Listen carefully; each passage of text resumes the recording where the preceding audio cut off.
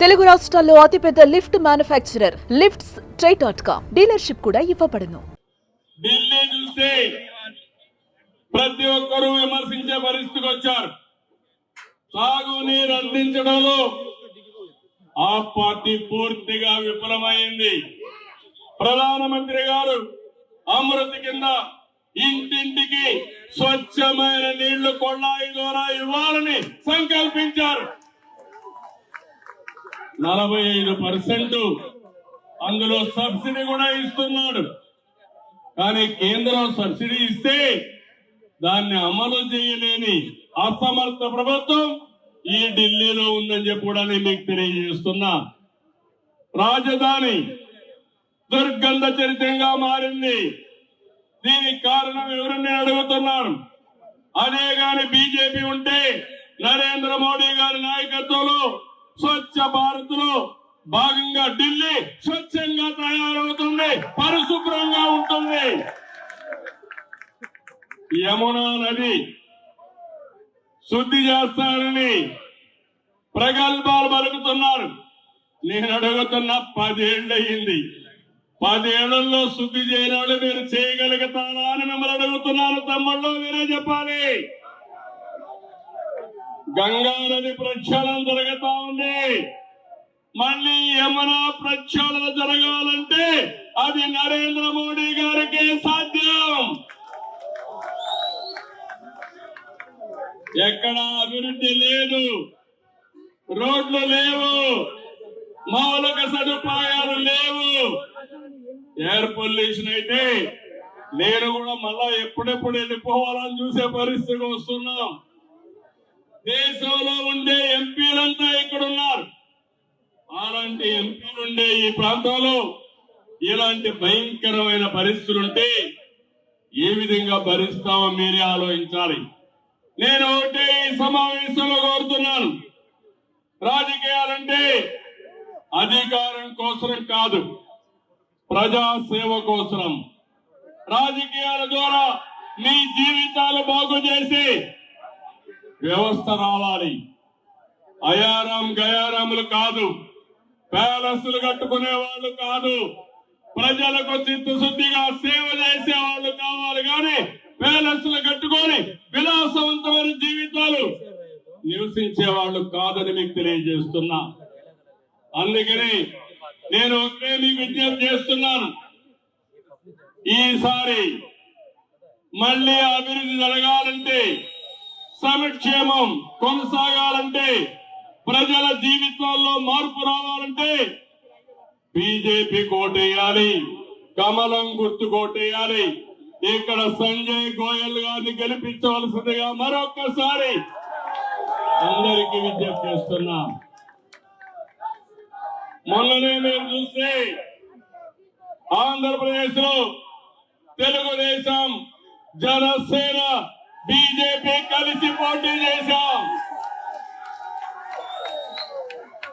అక్కడ పరిపాలనలో ఉండే పార్టీ అడ్రస్ గల్లంతైంది, డిపాజిట్లు కూడా రాలేదు.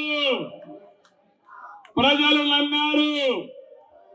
డబల్ ఇంజన్ సర్కార్, డబల్ డిజిట్ గ్రోత్, అందరికీ ఉద్యోగాలు వస్తాయని నమ్మి ఓట్లేశారు.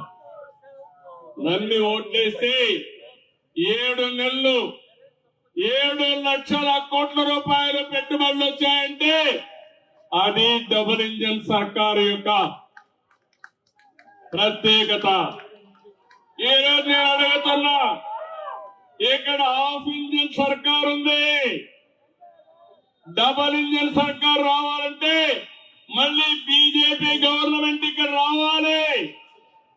గవర్నమెంట్ ఇక్కడ వస్తే నరేంద్ర మోడీ గారు ఢిల్లీ సెంట్రల్ గవర్నమెంట్ లో ఉంటే అభివృద్ధి పరిగెత్తుంది, సంక్షేమం సుజావుగా జరుగుతుంది. ఈ విషయం మీరు గుర్తుపెట్టుకోవాల్సిందిగా నేను కోరుతున్నా. ఢిల్లీ దేశానికి గుండెకాయ, ప్రపంచానికి ఆదర్శం. ప్రపంచ నేతలు ఇక్కడికి వచ్చినప్పుడు ఈ ఢిల్లీని చూసి ఢిల్లీ ఏంటి వాదిగా ఉందంటే మనందరికి కూడా కొంత బాధ కలుగుతుందని చెప్పి నేను మీకు తెలియజేస్తున్నా. అందుకని ఈరోజు మీరు చూడాలి, ఫ్రీ రేషన్ నుంచి వరల్డ్ క్లాస్ ఇన్ఫ్రాస్ట్రక్చర్ వరకు, జల్ జీవన్ మిషన్ నుంచి డిజిటల్ ఇండియా వరకు మోడీ గారు చేపట్టిన ప్రతి ఒక్క కార్యక్రమం భారతదేశ భవిష్యత్తు కోసమే చేశారు. స్కిల్ ఇండియా గాని, మేక్ ఇన్ ఇండియా గాని, ఎంఎస్ఎంఈలు గాని ఎన్నో కార్యక్రమాలు పెట్టారు. కడాన ఢిల్లీలో ఎంప్లాయీస్ ఎక్కువ ఉంటారు. 12 లక్షల వరకు ఇన్కమ్ ట్యాక్స్ లేకుండా చేసిన ఏకైక ప్రభుత్వం ఎన్డీఏ ప్రభుత్వం. ఇవన్నీ కూడా చూసినప్పుడు నేను మిమ్మల్ని అందరికీ ఒకటే విజ్ఞప్తి చేస్తున్నాను, మీరు కూడా ఆలోచించాలి. ఢిల్లీ అంటే బాగా చదువుకున్న వాళ్ళు ఉంటారు. మీరు కూడా అందరికీ చెప్పాలి, 11 ఏళ్ల ఎన్డీఏ ప్రభుత్వం ఆ రోజు మీరు చూస్తే 11వ స్థానంలో ఉండి ఈ రోజు 5వ స్థానంలో ఆర్థికంగా ముందుకు వచ్చాం. అదే మాదిరిగా 2029కి 3వ స్థానానికి వస్తాం. అదే విధంగా 2047కి నెంబర్ 1 గాని నెంబర్ 2 గాని అవుతాం. ఇది జరగాలంటే నరేంద్ర మోడీ గారి నాయకత్వం సుస్థిరంగా ఉండాల్సిన అవసరం ఉంది. ఢిల్లీలో మీరందరూ కూడా ఆయన నాయకత్వాన్ని బలపరిచే విధంగా ఇక్కడ బీజేపీ పార్టీని గెలిపించవలసిందిగా మిమ్మల్ని అందరినీ కోరుతున్నా. కాంగ్రెస్ పార్టీ ఈ దేశాన్ని భ్రష్టు పట్టించింది, దేశాన్ని నాశనం చేసి కేజ్రీవాల్ ఢిల్లీని భ్రష్టు పట్టించే పరిస్థితికి వచ్చారు. ఢిల్లీ దెబ్బతినే పరిస్థితికి వచ్చింది. నిన్నే మనం చూసాం, ఈరోజు పంజాబ్ ఉంది. ఒకప్పుడు పంజాబ్ అంటే దేశాన్ని రక్షించడానికి పంజాబ్ రాష్ట్రమే ముందుండేది. అదే మరి దేశానికి ఆహారం కావాలంటే పంజాబే సరఫరా చేసే పరిస్థితి ఉండేది. అలాంటి పంజాబ్ ఈరోజు చూస్తే బలహీనపడింది, ఆర్థికంగా బలహీనపడింది. ఇంకో పక్కన ఆరోగ్యపరంగా కూడా ఇబ్బందులు పడే పరిస్థితికి వచ్చారు. అందుకే నేను ఒకటే చెప్తున్నాను, ఒక నాయకుడికి కావాల్సింది ఈ రోజు ప్రజలకు ఏం కావాలో చేస్తూనే రేపు భవిష్యత్తుకి ప్రణాళికలు తయారు చేసే నాయకత్వం మనకు అవసరం అని చెప్పి కూడా నేను మీకు తెలియజేస్తున్నా. అదే ఈ రోజు నరేంద్ర మోడీ గారు ఇవ్వగలుగుతున్నారు. సుమన్ టీవీలో మీ పర్సనల్ అండ్ బిజినెస్ ప్రమోషన్స్ కోసం కింది నెంబర్కి కాంటాక్ట్ చేయండి.